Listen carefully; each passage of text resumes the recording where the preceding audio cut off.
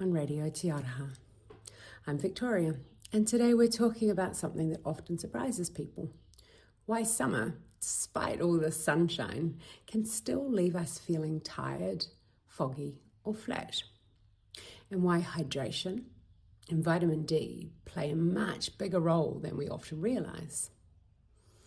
Summer is usually associated with energy, vitality, and feeling good. We're outside more, moving more, socialising more. Yet many people notice headaches, dips in energy, poor concentration, or even some irritability creeping in, sometimes even more so than winter. So today I want to unpack what's actually happening in the body during the summer, how sun exposure really works when it comes to vitamin D, and what supports your well-being, not just now, but heading into autumn and winter as well. Let's start with the basics. When temperatures rise, your body works harder to keep itself all in balance. You lose more fluid through sweating and breathing, even on days that don't feel particularly active. This means that your hydration needs are higher, and often much higher than people realise. At the same time, summer routines tend to be looser. Meals are later without beautiful long days or skipped entirely. And we can kind of get to the habit of snacking instead of eating properly. And we can forget to drink water until we feel thirsty.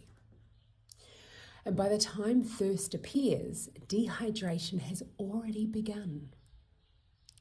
Even mild dehydration can affect your brain. It can show up as fatigue, headaches, poor concentration, irritability, or that sense of feeling, just off without knowing why. And many people assume it's stress, poor sleep, or just being busy, when hydration is actually the missing piece. Hydration is foundational. Every system in your body relies on it. And hydration is not just about water, and it's one of the most common misconceptions I see. Water matters, but mineral balance matters too. Electrolytes such as sodium, potassium, and magnesium help your body to absorb and retain fluids, retain in a good way. They support nerve signaling, muscle contraction, and energy regulation. And when you sweat more, you lose both water and minerals. On really hot days, especially when you're outdoors or active, drinking large amounts of plain water without replacing minerals can sometimes leave people feeling lightheaded, flat, or fatigued. This is why some people say to me, I'm drinking heaps of water, but I still don't feel great. So ways of supporting hydration can look like adding a pinch of Himalayan salt to water on hot days. Not so much you can taste the salt, but just so much that you're like, there's something there.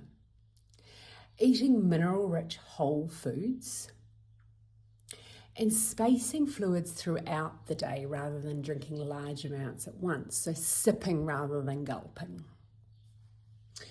A simple habit that does make a big difference is drinking water before coffee in the morning. Overnight, you continue to lose fluid. In fact, you lose around 100 mils per hour of sleep.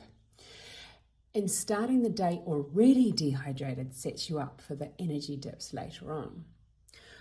I do recommend, and I do myself, start my day with lukewarm water with some lemon. Again, it's going to give you hydration as well as the minerals in there. It will really help that hydration for the rest of the day. Okay, now let's talk about vitamin D, because this is where a lot of assumptions are made. Vitamin D does play a crucial role in health. It supports bone density, immune function, muscle strength, mood regulation, and inflammation control. And it also contributes to overall resilience and recovery. Now, sunlight triggers vitamin D production in our skin, and that's why we often hear that sun exposure equals vitamin D.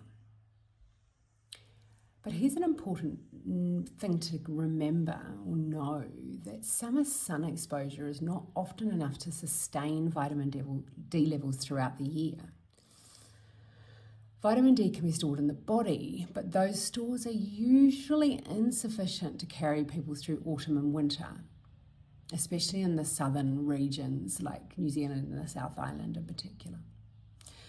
Factors that also reduce vitamin D production include sunscreen use, and I know we've been taught to slip, slop and slap, but it does affect that production. The time of the day, cloud cover, clothing cover, skin pigmentation, spending much of the day indoors, and avoiding the peak sun hours for skin protection. So even people who spend a lot of time outside during summer may still enter winter with low or declining vitamin D levels. And that's why vitamin D deficiency can be common by late winter and early spring, even if you feel like you've had plenty of sun in summer. And another misconception is that longer sun exposure automatically means better outcomes. But in reality, timing matters more than duration. Morning light exposure is incredibly valuable for circadian rhythm regulation, energy, and sleep quality. It supports your mood and helps your nervous system set itself up for the day. Midday sun is stronger for vitamin D production, but it also increases skin stress, dehydration, and fatigue risk. This is why balance is essential. Safe sun exposure looks like shorter, intentional time outdoors.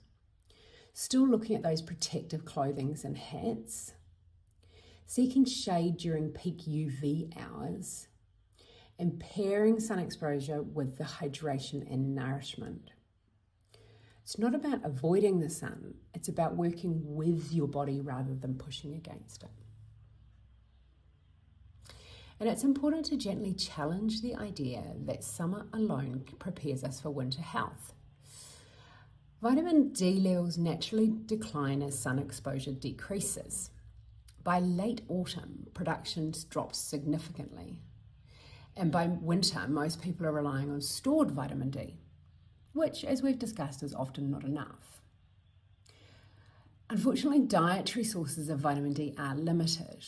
Foods like oily fish, eggs, and fortified products help, but they really provide sufficient amounts on their own.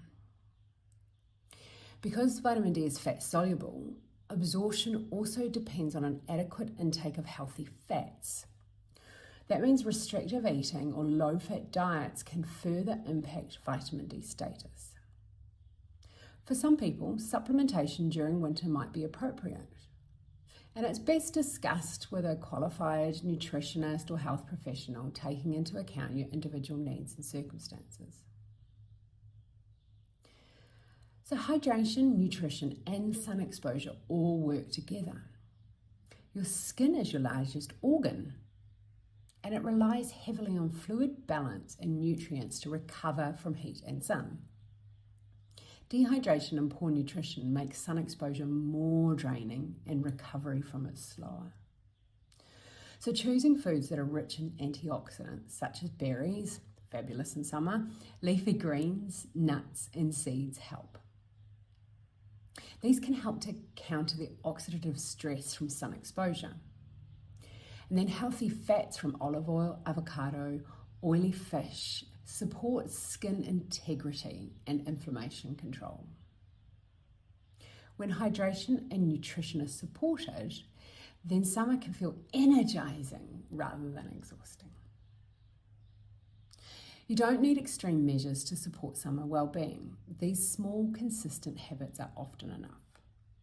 Summer well-being is not just about enjoying sunshine while it lasts. It's about understanding how your body responds to heat, hydration, and sun exposure, supporting it in a way that carries it forward. Thank you for listening, and I'll be back with you next week.